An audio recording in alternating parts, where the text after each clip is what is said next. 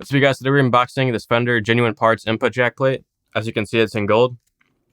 And as your standard Fender packaging, as you can see, it's just, some cardboard and some 2 staples. So let's rip it off.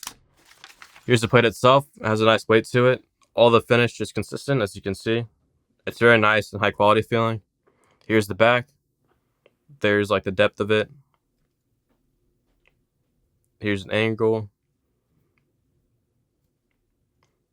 So this is pretty cool. Let's move on to the bag. So in this bag, you can see you have a nut, 2 washers, and some screws. So let's open it up.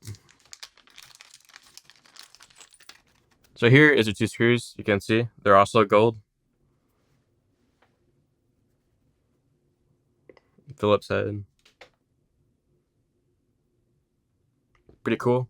Here's like this teeth washer. I'm not 100% sure what you'd call this, but you can see it has like these grooves inside of it. This one's chrome. Here's the gold bolt. See, it's also gold. To me, all the gold is consistent as well. There's no speckled areas or anything. Everything's smooth and super shiny. Finally, here's this gold washer. That's about it. Thank you guys for watching. I'll catch y'all later.